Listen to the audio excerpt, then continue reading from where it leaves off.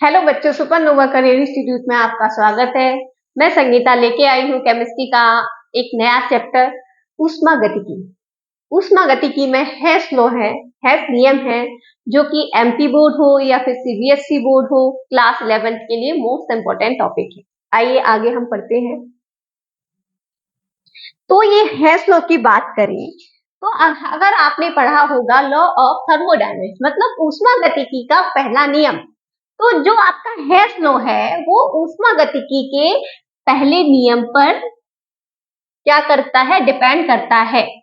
अगर हम बात करें कि इस लॉ को किसने दिया, तो इस लॉ को सन 1814 में, इस लॉ को सन 1814 में एक आपके साइंटिस्ट थे, वैज्ञानिक थे,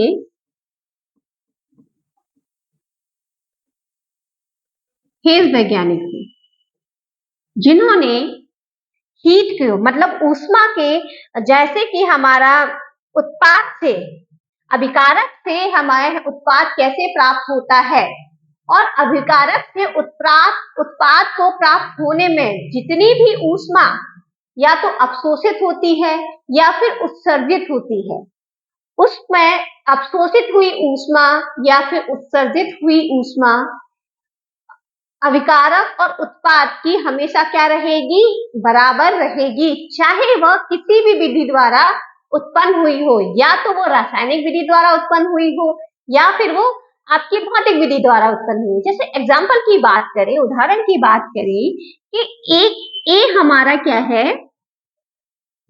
अभिकारक है, ठीक है, ए हमारा अभिकारक है। जब रासायनिक अभिक्रिया हुई तो ए से क्या बना, बी बना, बी क्या बना, आपका उत्पाद बना, ठीक है ना।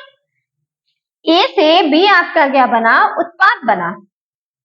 अब मैं बात करूं कि यहां से ए से बी उत्पाद बनने में हमारी जितनी भी ऊष्मा जो कि अवशोषित हो रही है या फिर उत्सर्जित हो रही है, अगर मैं बात करूं कि यहाँ पर जो भी ऊष्मा आपकी अवशोषित हो रही है वो डेल्टा एच है, ठीक है।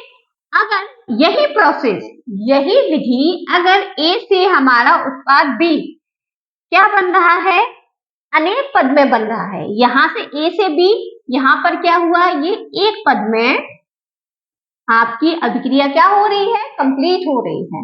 अगर मैं बात करूं कि ए से बी उत्पाद बन रहा है, ये किसके थ्रू जा रहा है, पहले ए से सी बन रहा है, उसके बाद सी से बी बन रहा है, तो ये जो अभिक्रिया है वो आपकी दो पदों में पूर्ण हो रही है, ठीक है।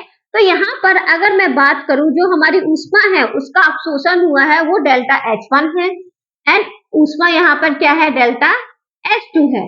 अगर मैं हेस नियम की बात करूं तो इस नियम के अनुसार, इस नियम के अनुसार अभिकारक की कुल ऊर्जा उत्पाद की कुल ऊर्जा की क्या होती है, बराबर होती है, मतलब delta H equal to delta H1 plus delta H2। अगर मैं यहाँ पर डेल्टा की बात करूं तो डेल्टा का मतलब होता है कि हमारा जो ऊष्मा है उसमें कितना परिवर्तन हुआ है।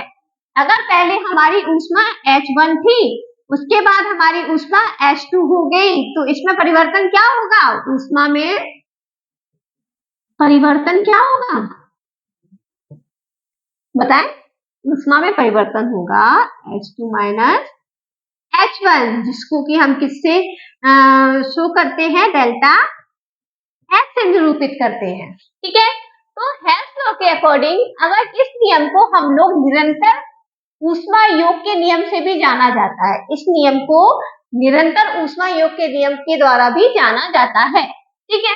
तो अगर हम बात करें कि ये नियम स्थिर तापमान पर, स्थिर तापमान पर चाहे रासायनिक अभिक्रिया हो रही हो चाहे भौतिक अभिक्रिया हो रही हो, है ना, साथ होने वाली ऊष्मा ऊर्जा परिवर्तन स्थिर रहेंगे हमेशा।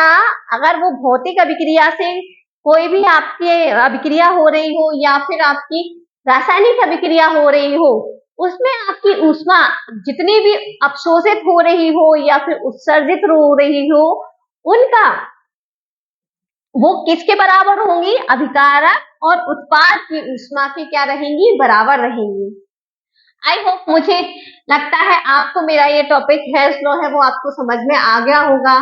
हमेशा की तरह मैं आपके लिए ऐसे ही वीडियो लाती रहूंगी। आप मेरे चैनल को लाइक करें एंड सब्सक्राइब करें। Okay, thank you.